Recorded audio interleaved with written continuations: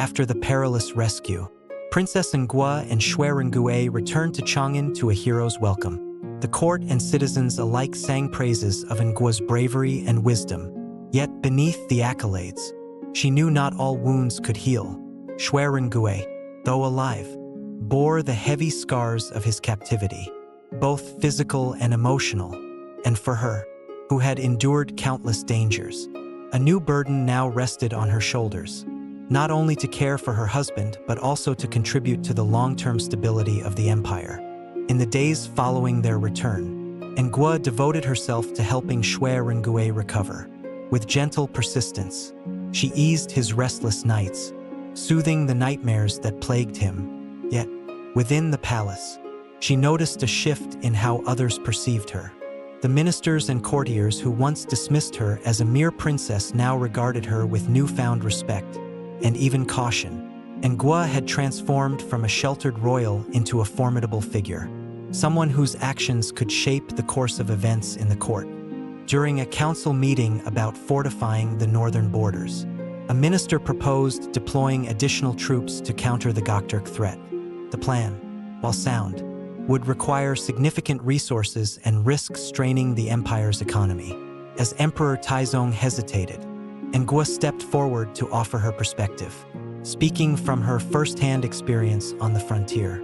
"Your Majesty," she began, "the enemy's strength lies not just in their numbers, but in their intimate knowledge of the terrain and their ability to exploit it. Rather than increasing our forces, I suggest we improve our logistical systems and enlist the help of local communities to build defensive networks. Their understanding of the land is a weapon we have yet to fully utilize."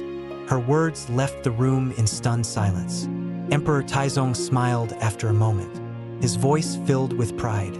"My daughter, you are not only a warrior but a strategist of the highest caliber."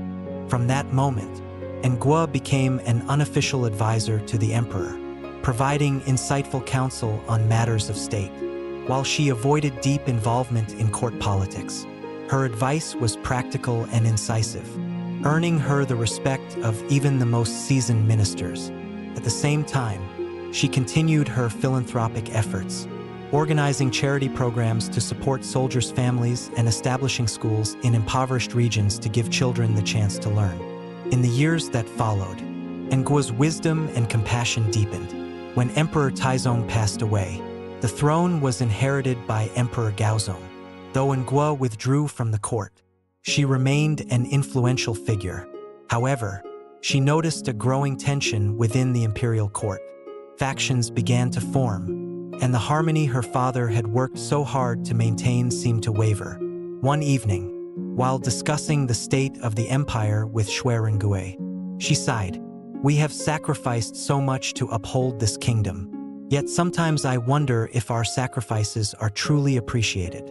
Xue Rengui, his gaze steady despite his frail body, replied, "It is not for others to recognize our efforts. What matters is that we fulfilled our duty." When Xue Rengui passed away, Ngua felt an immense void in her life. Her partner, her comrade, was gone, leaving her with only memories of a life marked by both triumph and sorrow. After the funeral, she made the decision to leave the bustling city of Chang'an for the quiet countryside in the south. There, she sought peace for her weary soul. The villagers, upon learning of her presence, treated her with reverence. To them, she was not just a princess but a symbol of sacrifice and unwavering loyalty. In the small village, Ngua spent her days writing memoirs, chronicling her life from the tranquil days of her youth in the palace to the harrowing battles on the frontier and the profound losses she endured. Her writings were not just a personal reflection but a gift to future generations, filled with lessons about resilience and duty.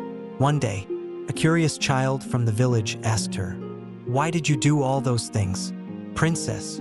Smiling softly, she gently touched the child's hair and said, "Because I believed that if I didn't, no one else would. Sometimes, we must rise for causes greater than ourselves." Her final years were marked by tranquility. She no longer concerned herself with the politics of the court or the whispers of power struggles. Instead, she tended to her small garden, reread old books, and composed poems about the beauty of her homeland.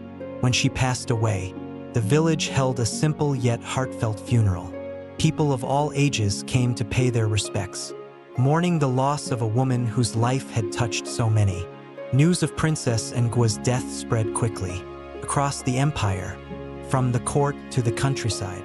People mourned the passing of a remarkable woman. Her legacy was not only in her achievements but also in the courage and devotion she showed to her family and nation. Her story became an inspiration for generations, a testament to how even in a world bound by societal expectations, a woman could rise and carve her name into history. Her name, enduring through the centuries, remains a shining beacon in the chronicles of the Tang Dynasty, a symbol of strength and love that never fades.